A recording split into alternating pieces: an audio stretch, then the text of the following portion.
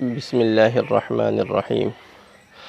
الحمد لله رب العالمين، والصلاة والسلام على سيد الأنبياء والمرسلين وعلى آله وصحبه أجمعين ومن تبعهم بإحسان إلى يوم الدين. أما بعد، أعوذ بالله من الشيطان الرجيم. بسم الله الرحمن الرحيم. يا أيها الذين آمنوا اتقوا الله وكونوا مع الصادقين. صدق الله العظيم. رب يسر ولا تعسر وتمم بالخير وبك نستعينك يا فتاح. ربي زدني علما نافعا، ربي زدني علما نافعا، ربي زدني علما نافعا. اللهم صل على سيدنا ونبينا ومولانا محمد وبارک وسلم. میرے محترم بزرگ و دوستوں، رمضان المبارک کا دوسرا عشرہ شروع ہو چلا ہے، بلکہ آج چوتھا دن ہے۔ اللہ تعالی ہم سب کو پورے رمضان کی قدر کی توفیق عطا فرمائے۔ اللہ تعالی اپنے کلام میں ارشاد فرماتے ہیں کہ اے ایمان والو تقوی اختیار کرو، اور اللہ تعالی نے رمضان کا روزہ بھی اسی لیے دیا تاکہ ہم اور آپ متقی بن سکیں۔ اگر متقی نہیں بنے تو رمضان کا صحیح طور پر ہم نے حق ادا نہیں کیا، یہ سمجھا اور یہ مانا جائے گا۔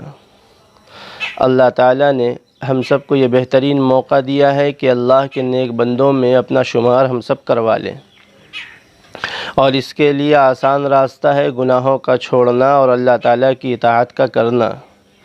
جب گناہوں کو چھوڑیں گے تو خود بخود اللہ رب العزت ہم سب کو نیکی کی توفیق عطا فرمائیں گے۔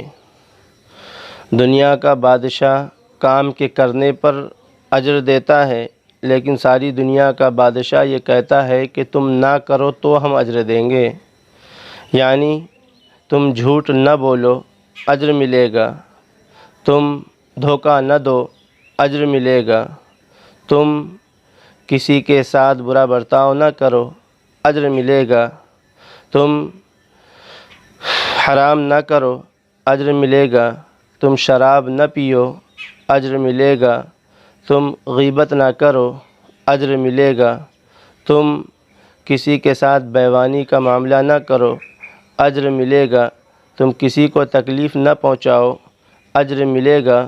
اللہ تعالیٰ یہ کہتے ہیں کہ تم یہ سب نہ کرو تو ہم تمہیں اجر دیں گے۔ یہ اللہ تعالیٰ ہم سب کے لیے آسان فرمائے ہیں کہ نہ کرنے پر بھی اجر دے رہے ہیں۔ پھر اللہ تعالیٰ کہتے ہیں کہ کرو گے تو اس پر بھی اجر دوں گا، کہ اگر تم رمضان المبارک کے روزے ایمان اور احتساب کے ساتھ رکھو گے تو اس پر بھی اجر ملے گا، اگر تم سحری کرو گے اس پر بھی اجر ملے گا، اگر افطار کرو گے اس پر بھی اجر ملے گا، رمضان المبارک میں قرآن مجید کی تلاوت کرو گے اس میں بھی اجر ملے گا۔ باقی دنوں میں تو 1 پر 10 ملتا تھا، لیکن رمضان میں ہم آپ کو 1 کا کم سے کم 70 دیں گے۔ تم راتوں میں تراویح ادا کرو اجر ملے گا، تم نفلیں ادا کرو اجر ملے گا، تم صدقات دو اجر ملے گا، تم زکوٰۃ دو اجر ملے گا، تم نیکوں کے ساتھ بیٹھو اجر ملے گا۔ اللہ تعالیٰ دونوں چیزیں بیان کر دی ہیں کہ نہیں کرو گے تو بھی اجر، اور وہ فہرست بتلا دی گئی ہے کہ کیا نہیں کرنا ہے، اور کیا کرنا ہے اس کی بھی فہرست پیش کر دی گئی ہے کہ یہ کرو گے تو اس پر اجر ملے گا۔ اب اللہ تعالیٰ نے جو کام نہیں کرنے والے کہے ہیں، اگر انسان وہ کام کرے گا تو گنہگار ہوگا، اور اللہ تعالیٰ نے جو کام کرنے کا حکم دیا ہے اور اسے چھوڑے گا تو گنہگار ہوگا۔ اللہ چاہتا ہے کہ بندہ میرے مرضی کے مطابق دنیا میں زندگی گزارے، اسی لیے اللہ تعالیٰ نے یہ رمضان کے روزے اور یہ عبادتیں ہم سب کو دی ہیں کہ ہم اللہ کو راضی کرنے والے بن جائیں، متقی بن جائیں، اللہ سے ڈرنے والے بن جائیں۔ اور جو اللہ سے ڈرنے والا ہوتا ہے اللہ اس سے راضی ہوتا ہے، اور اللہ تعالیٰ جس سے راضی ہوتے ہیں ان کے لیے جنت کی نعمتیں اللہ تعالیٰ نے تیار کر رکھی ہے۔ اللہ تعالیٰ کہتے ہیں ان للمتقین مفازا حدائق واعنابا وکواعب اترابا وکأسا دہاقا لا يسمعون فیہا لغوا ولا کذابا۔ اللہ تعالیٰ جنت کا نقشہ کھینچتے ہیں کہ متقیوں کو ہم یہ نعمتیں دیں گے تو کہیں اللہ تعالیٰ جنتیوں کے متعلق بیان فرماتے ہیں علی سرر متقابلین، کہ یہ آمنے سامنے کرسیوں پہ بیٹھے ہوں گے، بات کر رہے ہوں گے، مزہ لے رہے ہوں گے، اور اللہ تعالیٰ ان کے بارے میں بیان کرتا ہے کہ ہم کیسی کیسی نعمتیں جنت میں دیں گے۔ وَكَأْسًا دِهَاقًا لَا يَسْمَعُونَ فِيهَا لَغْوًا وَلَا كِذَّابًا، کہ وہاں چھلکتا ہوا جام ملے گا اور کوئی ایسی بات نہیں ملے گی، نہ ایسی بات سننے ملے گی جس سے کہ دل کو تکلیف پہنچے۔ دنیا میں کوئی بھی آدمی کتنا بھی زیادہ آرام میں ہو، راحت میں ہو، لیکن ایک وقت ایسا آتا ہے کہ اس کی کان کے پردوں تک ایسی بات پہنچتی ہے جو اس کے دل کو تکلیف پہنچاتی ہے۔ اللہ تعالیٰ کہتے ہیں کہ جنت کے اندر یہ ایسی کوئی بات نہیں کان تک پہنچے گی جو تمہارے دلوں کو تکلیف پہنچائے گی۔ وہاں نہ موت کی خبر آئے گی، نہ کسی کی بیماری کی خبر آئے گی، نہ باغات کی جلنے کی خبر آئے گی، نہ دکان لٹنے کی خبر آئے گی، نہ کسی فساد کی خبر آئے گی، نہ جان کا نقصان وہاں سنائی دے گا، نہ مال کا نقصان سنائی دے گا، نہ عزت کا نقصان سنائی دے گا۔ اللہ تعالیٰ یہ اپنے نیک اور متقیوں کے لیے بیان فرمائے ہیں کہ یہ ساری نعمتیں دوں گا، اور یہی ساری باتوں پر اور انہی ساری باتوں پر صحابہ کو یقین تھا، تو جس کے لیے اپنے آپ کو انہوں نے اللہ کے حوالے کر دیا تھا کہ ہر حکم میں اللہ کی تابعداری اور محمد رسول اللہ صلی اللہ علیہ وسلم کے اطاعت، کہ پیٹ میں اگر کوئی نوالا بھی اترتا تھا تو حلال اترتا تھا، پیٹ میں ایک نوالا بھی اترتا تو حلال اترتا، شک سے دور بھاگتے، شک سے دور بھاگتے۔ حضرت ابوبکر صدیق رضی اللہ تعالیٰ عنہ کے متعلق مشہور واقعہ ہے کہ شدت کی بھوک لگی ہے اور خادم نے کھانا پیش کیا، حضرت ابوبکر صدیق رضی اللہ تعالیٰ نے اسے تناول فرمایا، نوش کیا۔ اس کے بعد اس خادم نے کہا کہ آپ کو معلوم ہے امیر المومنین یہ کھانا کیسا تھا؟ امیر المومنین نے کہا کہ کیسا کھانا تھا؟ کہا کہ یہ جب میں زمانے جہالت میں تھا تو میں قبیلے کے پاس سے گزر رہا تھا اور میں نے کچھ جھاڑ پھونک کی تھی جس کی اجرت میں نے مجھ کو لینا باقی رہ گیا تھا۔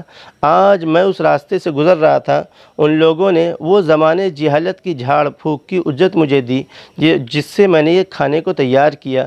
حضرت ابوبکر صدیق رضی اللہ تعالیٰ نے کہا کہ تو مجھے تباہ کر دیتا، اور یہ کہہ کر اپنے منہ میں انگلی ڈال ڈال کر وہ نوالا نکالنے کی کوشش کر رہے ہیں اور نکال رہے ہیں، الٹی کر رہے ہیں، اور یہاں تک کہ پورے پیٹ سے وہ پوری غذا، پورا کھانا جو تناول کیا تھا وہ نکال دیا۔ اور کیا کہتے ہیں، میری زندگی کے آخری سانس کے ساتھ بھی اگر آخری نوالا نکلے گا تو میں وہ بھی نکالوں گا۔ آخر یہ چیزیں ان کے اندر کہاں سے پیدا ہو گئی تھی؟ تو میرے عزیزوں، یہ چیزیں اللہ کے ڈر کی وجہ سے پیدا ہوئی تھی کہ سب کچھ برداشت، لیکن اللہ کا حکم ٹوٹ جائے وہ انہیں برداشت نہیں تھا۔ حضرت عمر رضی اللہ تعالیٰ عنہ کے متعلق طارق ابن ہشام بیان فرماتے ہیں کہ حضرت عمر رضی اللہ تعالیٰ عنہ شام کے سفر پر ہیں اور راستے میں ایک دریا سامنے آ گئی جسے پار کرنا تھا۔ حضرت عمر رضی اللہ تعالیٰ عنہ اپنے اونٹ سے نیچے اترتے ہیں اور اپنا موزہ اپنے ہاتھ میں لیتے ہیں اور دریا کو عبور کرتے ہیں۔ حضرت ابو عبیدہ رضی اللہ تعالیٰ عنہ نے جب یہ چیز دیکھا تو کہا کہ امیر المؤمنین، آج تو آپ نے ایک نرالا کام کر دیا، آپ نے تو آج ایک نیا کام کر دیا جو یہاں کے لوگ کبھی سوچ بھی نہیں سکتے ہیں کہ وقت کا امیر ہو، بادشاہ ہو، اور وہ دریا پار کرنے کے لیے خود نیچے اترے اور اپنے موزے کو خود سے اٹھائے اور اپنے اونٹ کے نکیل کو خود سے پکڑے اور دریا پار کرے۔ حضرت عمر رضی اللہ تعالیٰ نے حضرت ابو عبیدہ رضی اللہ تعالیٰ کے سینے پر انگلی لگائی، کچوکا کیا اور کہا اے ابو عبیدہ، کاش کہ یہ کوئی اور کہتا، یہ تم کہہ رہے ہو۔ اس کے بعد پھر مخاطب ہوئے اور کہا کہ اے ابو عبیدہ، تم ذلیل تھے، اللہ تعالیٰ نے اسلام کے ذریعے تمہیں عزت دی، اور آج جب عزت مل گئی تو آج دوسروں کا راستہ عزت کے لیے تلاش کر رہے ہو۔ قسم بخدا کی عزت تو صرف اسلام میں ہے۔ یہ مزاج کہاں سے بنا تھا؟ انہیں یقین ہو گیا تھا کہ اللہ کی بات کو ماننے میں ہی نفع ہے، محمد رسول اللہ صلی اللہ علیہ وسلم کے ہی طریقے میں نفع ہے۔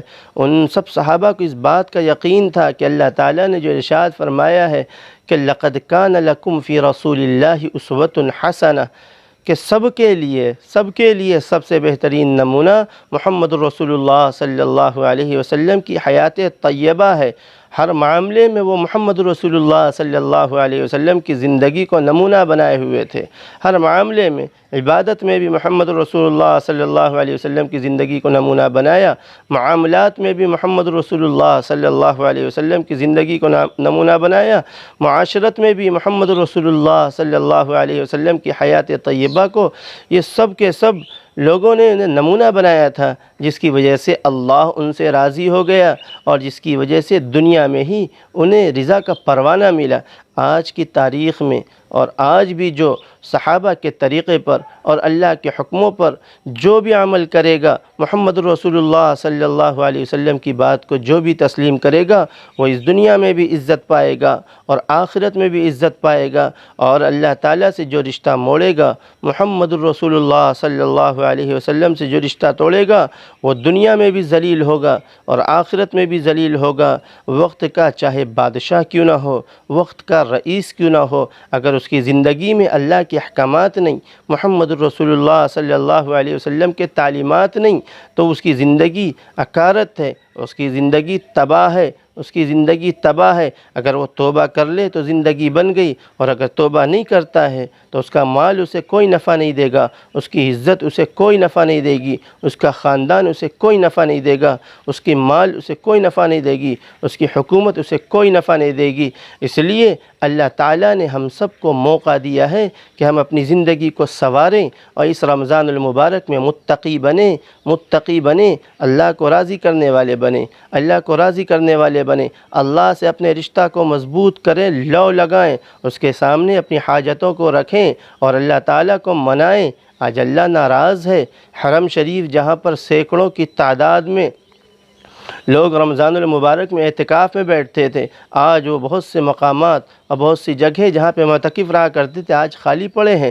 یہ کیوں ہے؟ یہ اللہ ناراض ہے۔ ہم سب نے ایسے اجتماعی گناہ کیے ہیں کہ جس کی وجہ سے آج اللہ ناراض ہو گئے ہیں۔ اللہ ایسے ناراض ہو گئے کہ مسجد کے مینارے نظر آ رہے ہیں، مسجد کے گنبد اور مسجد کے محراب نظر آ رہے ہیں، لیکن اللہ تعالیٰ نے اپنے دروازوں کو بند کر لیا ہے، اپنے دروازوں کو بند کر دیا ہے۔ آج موقع ہے کہ اللہ کے سامنے گڑ گڑائیں، روئیں، راتوں کو اٹھیں اور اللہ تعالیٰ سے اپنی تلافی کروائیں، اور راتوں میں اٹھ کر اللہ کو منائیں اور یہ وعدے کیے جائیں اللہ تعالیٰ سے، اے مولا یہ جو وبا تو نے پورے عالم میں عام کی ہے، اسے تو دور فرما دے، اسے تو دور فرما دے۔ سب کچھ تیرے ہاتھ میں ہے، تیرے قبضے میں ہے، تیرے فیصلے کے بغیر ایک پتہ نہیں ہلتا۔ مولا یہ عذاب کو دور فرما دے اور اپنے گھر کے دروازے کو پھر سے ہمارے لیے کھول دے۔ آج ہم وعدہ کرتے ہیں کہ مولا اپنی پیشانی سے تیرے گھر کو سجائیں گے، سجدوں سے مسجد کو آباد کریں گے، تیری عبادت سے مسجد کے منبر و محراب کو معمور کریں گے۔ مولا ہمیں معاف کر دے، ہم نے بڑی نافرمانیاں کی ہیں۔ مؤذن آواز دیتا رہتا تھا، حی علی الصلاح حی علی الفلاح، وہ ہمیں پکارتا تھا، آؤ آؤ آؤ کامیابی کی طرف۔ مولا ہم نہیں گئے، لیکن آج توبہ کرتے ہیں، اس رمضان میں ہم توبہ کرتے ہیں۔ مولا ہمیں معاف کر دیجئے، مولا ہمیں معاف کر دیجئے، ہم آج توبہ کر کے تیری طرف لوٹ رہے ہیں۔ مولا اس وبا کو دور فرما دے۔ میرے عزیزوں، اگر ہم اب بھی نہ سمجھے تو کب سمجھیں گے؟ اب بھی وہی جانوروں والی زندگی، اب بھی وہی شیطانیت کے ساتھ زندگی گزارے۔ میرے عزیزوں، اور کون سے عذاب کا ہم اور آپ انتظار کر رہے ہیں؟ اگر رمضان میں بھی اللہ کو راضی نہیں کر سکے، رمضان کو بھی ہم نے ضائع کر دیا، رمضان کو بھی ہم نے پب جی میں لگا دیا، رمضان کو بھی ہم نے ادھر ادھر کی باتوں میں لگا دیا، اگر رمضان کو بھی ہم نے غیبت میں خرچ کر دیا، اگر رمضان کو بھی ہم نے ایک دوسرے کو نقصان پہنچانے اور سازش رچنے میں خرچ کر دیا، اگر رمضان کو بھی ہم نے اللہ کی نافرمانی میں، محمد رسول اللہ صلی اللہ علیہ وسلم کی سنتوں کو چھوڑنے میں، رمضان میں بھی ہم نماز نہ پڑھے، اگر رمضان میں بھی ہم قرآن کی تلاوت نہ کیے، اگر رمضان میں بھی ہم صدقہ نہ دیے، تو میرے محترم بزرگوں دوستوں کب کریں گے؟ اب کس چیز کا انتظار ہے؟ کس چیز کا انتظار ہے؟ اللہ نے ماحول بنا دیا ہے، اب نیکی کا کام کرنا آسان، اب قرآن کی تلاوت کرنا آسان ہے، اب نمازوں کا پڑھنا آسان ہے، اب تو گھروں میں نمازیں ادا ہو رہی ہیں۔ اگر گھروں میں بھی ہم نے نمازیں پنجگانہ ادا نہ کی تو میرے عزیزوں بہت افسوس کا مقام ہوگا، اور یہ رمضان ہمارے ہاتھوں سے نکل جائے گا۔ اور ہمارے ہاتھوں میں کچھ نہیں آئے گا۔ ہمیں اللہ تعالیٰ نے موقع دیا ہے کہ اللہ کی طرف رجوع کریں اور اللہ سے لو لگائیں، رشتہ لگائیں۔ وہی اللہ جو کل تک مدد کرنے والا تھا، وہی اللہ آج بھی مدد کرنے والا ہے، اور وہی اللہ کل بھی مدد کرنے والا ہے۔ اللہ سے جو رشتہ لگائے گا، اللہ اس کی مدد اور نصرت کرے گا، اللہ اس کی مدد اور نصرت کرے گا۔ حضرت رابعہ بصریہ بڑی عظیم الشان عورت گزری ہیں، ایک مقام و مرتبہ رکھتی ہیں، اللہ کو راضی کرنے والی نیک اللہ کی بندی تھی۔ ان کے متعلق ملتا ہے، ان کی سیرت میں آتی ہے یہ بات کہ جب ان کی ولادت ہوئی تو گھر میں یہ حال تھا کہ چراغ جلانے کے لیے تیل تک موجود نہیں تھا۔ یہ کوئی بہت مالدار گھرانے کی لڑکی نہیں تھی، بہت مالدار گھرانے کی عورت نہیں تھی، ایک غریب گھرانے کی عورت تھی۔ ان کے گھر کے حالات یہ تھے کہ گھر کے اندر چراغ جلانے کے لیے تیل تک موجود نہیں تھا۔ ان کی ماں نے اپنے شوہر سے کہا، رابعہ بصریہ کی والدہ نے رابعہ بصریہ کے والد سے کہا کہ جاؤ پڑوسی سے جا کر تھوڑا سا تیل لے آؤ تاکہ گھر کے اندر روشنی ہو جائے۔ شوہر گھر سے نکلے اور بغل والے کے پاس گئے، اس کے دروازے پہ ہاتھ رکھا، واپس آ گئے، آنکھوں میں آنسو تھا۔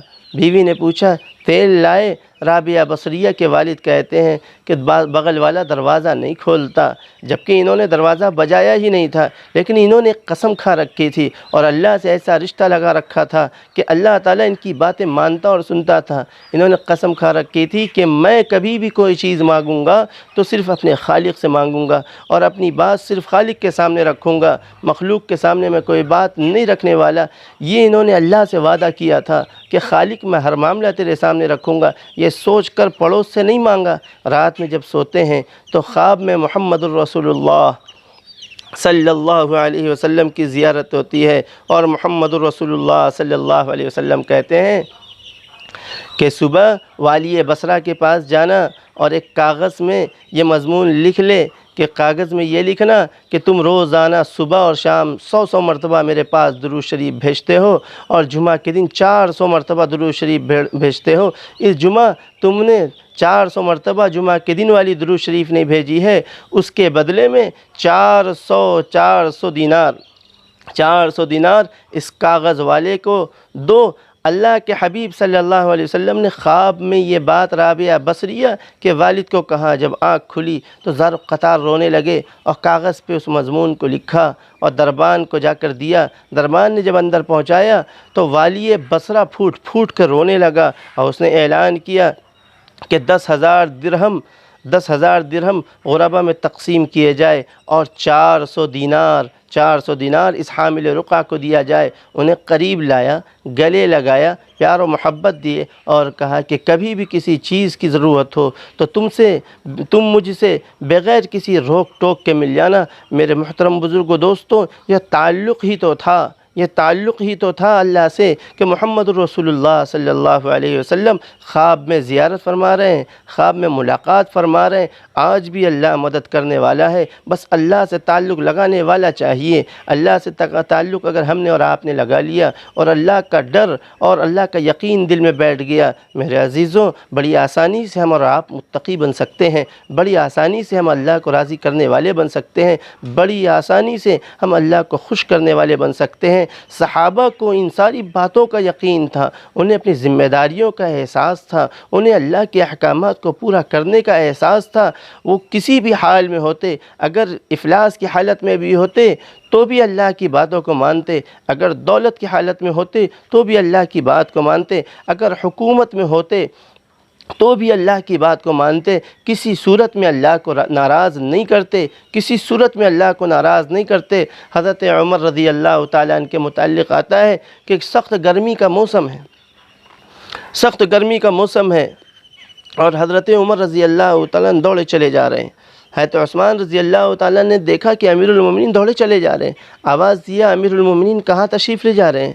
کہا کہ ایک اونٹ جو بیت المال میں تھا وہ کم نظر آ رہا ہے، اسی تلاش کرنے جا رہا ہوں۔ حضرت عثمان رضی اللہ تعالیٰ نے کہا کہ امیر المؤمنین، گرمی کا سخت موسم ہے، سورج پوری طریقے سے اپنی شعاعوں کو برسا رہا ہے، گرمی برسا رہا ہے، تھوڑا سا موسم ٹھنڈا ہونے دیں اور اس کے بعد آپ اپنے اونٹ کو تلاش کر دینا۔ حضرت عمر رضی اللہ تعالیٰ نے کہا کہ نار جہنم اشد حرا، کہ جہنم کی آگ اس سے زیادہ گرم و خطرناک ہے۔ یہ احساس اور یہ جذبات تھے ان لوگوں کے، جس کی وجہ سے اللہ ان سے راضی ہو گیا تھا۔ اگر یہی جذبات ہمارے ہوں گے اور ہم بھی اسی طریقے سے اللہ کو راضی اور خوش کرنے کی کوشش کریں گے، چاہے کچھ بھی ہو جائے، چاہے کچھ بھی ہو جائے، اللہ ہم سے ناراض نہیں ہونا چاہیے۔ آج موقع ہے کہ ہم سب اللہ کو راضی کریں، ہم سب اللہ کو خوش کریں، اس کے سامنے روئیں، گڑ گڑائیں۔ اللہ کے حبیب صلی اللہ علیہ وسلم، حدیث شریف میں آتا ہے کہ محمد صلی اللہ علیہ وسلم جب رمضان کا مہینہ آتا تو اپنی کمر کو کس لیتے۔ اما عائشہ صدیقہ رضی اللہ تعالیٰ عنہ بیان فرماتی ہیں کہ جب رمضان کا مہینہ آتا تو محمد رسول اللہ صلی اللہ علیہ وسلم اپنی کمر کس لیتے اور اس کے بعد بستر پر نہیں آتے، پوری ماہ عبادت میں گزارتے۔ پھر بیان فرماتی ہیں کہ محمد رسول اللہ صلی اللہ علیہ وسلم یوں تو سخی تھے ہی، لیکن رمضان میں ان کی سخاوت اور بڑھ جاتی تھی۔ اب یہ ہمارے آقا محمد رسول اللہ صلی اللہ علیہ وسلم کی جب سخاوت رمضان میں بڑھ جاتی تھی تو اب یہ ہماری بھی ذمہ داری ہے۔ ہم محمد رسول اللہ صلی اللہ علیہ وسلم کی امتی ہیں تو ہم بھی رمضان میں سخاوت کا مظاہرہ کریں، خوب صدقات تقسیم کریں، خوب غریبوں کا مدد، غریبوں کا تعاون کریں، ان کو خوب مال پہنچائے جائیں۔ اللہ تعالیٰ 1 کا 70 دے رہے ہیں۔ اگر ہم نے اللہ کو مال خرچ کر کے اگر راضی کر لیا اور سب کچھ دے کر بھی راضی کر لیا تو میرے عزیزوں یہ بہت سستا سودا ہے۔ بہت چھوٹی چیز خرچ کر کے بہت بڑی چیز حاصل کرنے والا ہے۔ اور یوں بھی اللہ تعالیٰ نے صاف اعلان کر دیا ہے اہل ایمان سے کہ ان اللہ اشتری من المؤمنین انفسهم واموالهم بان لهم الجنہ، کہ یہ سب اللہ تعالیٰ نے جان، مال، عزت، آبرو، یہ سب کچھ اللہ تعالیٰ نے ہم سے اور آپ سے خرید لیا ہے، اور اللہ تعالیٰ اس کے بدلے میں جنت دینا چاہتے ہیں۔ اب یہ ہمارے ہاتھ میں ہے کہ جنت کا سودا ہم کیسے کرتے ہیں۔ ہم مال کو خرچ کر کے کرتے ہیں، اللہ کو راضی کر کے کرتے ہیں، یہ اللہ کو ناراض کرتے ہیں، یہ ہمارے اور آپ کے ہاتھ میں ہے۔ اللہ تعالیٰ نے اختیار دیا ہے، اس لیے رمضان المبارک میں خوب سے خوب عبادت ہو، جانی عبادت بھی ہو، مالی عبادت بھی ہو، خوب صدقے دیے جائیں، غریبوں کا خوب تعاون کیا جائے۔ اور اب تو ماحول بڑا آسان اور بنا ہوا ہے کہ لاک ڈاؤن ہے، بہت سے غریب ہیں بیچارے جن کے گھر میں چولہے نہیں جل رہے ہیں۔ اب ہماری ذمہ داری ہے کہ ان کے چولہوں کے جلانے کا انتظام کریں۔ اس سال عید کے کپڑے نہ خریدیں، کوئی ضرورت نہیں ہے کہ ہر سال نیا عید کا کپڑا پہنیں، ایسی کوئی ضروری بات نہیں ہے۔ اس سال عید کا کپڑا نہ خریدیں اور ان رقومات کو ان غریبوں کی مدد اور تعاون اور ان کی نصرت میں خرچ کریں اور اللہ کی رضا کے لیے خرچ کریں۔ بہت سے مدارس ہیں، وہ مدارس بیچارے آج منتظر ہیں، ان کو تعاون کی ضرورت ہے۔ ہر سال وہ آپ کے دروازے اور ہمارے دروازے پہ پہنچا کرتے تھے، لیکن اس سال وہ نہیں آ سکے ہیں، تو اب ہماری ذمہ داری ہے کہ ہم ان تک ان کی مدد کو، ان کے تعاون کو پہنچائیں، تاکہ قال اللہ اور قال الرسول کا جو سلسلہ جاری اور ساری تھا وہ جاری اور ساری رہے۔ کوئی تعلیم میں فرق نہ پڑے، وہاں پہ یتیم پڑھتے ہیں، وہاں پہ بیواؤں کی اولاد پڑھتی ہے، وہاں پہ مساکین پڑھتی ہیں، ان سب کے پڑھنے کا انتظام اور ان کی جو بھی معاملات ہیں وہ ہمارے اور آپ کے سامنے ہیں۔ اس لیے ہماری ذمہ داری ہے کہ ان مدارس کا بھی کھل کر تعاون کریں۔ اگر زکوٰۃ فرض ہو گئی ہو تو زکوٰۃ جن لوگوں کو دینا درست ہے ان لوگوں تک زکوٰۃ کو پہنچائیں، اپنے قریبی رشتہ داروں میں پہنچائیں، اور یہ تحقیق کریں کہ آپ کے رشتہ داروں میں کون زکوٰۃ کا مستحق ہے، کون غریب ہے۔ سب سے پہلے اپنے قریبی رشتہ دار کو تلاش کریں اور ان کو زکوٰۃ پہنچائیں، ان کو تعاون پہنچائیں۔ اگر کوئی زکوٰۃ کا مستحق نہ ہو، زکوٰۃ لینے کا مستحق نہ ہو، تو ان تک ہدیے پہنچائیں، تحفے پہنچائیں۔ اس طریقے سے غریبوں کا تعاون، مدارس کا تعاون، بیواؤں مسکینوں کا تعاون کرنا، یہ بھی ہماری اور آپ کی ذمہ داری ہے۔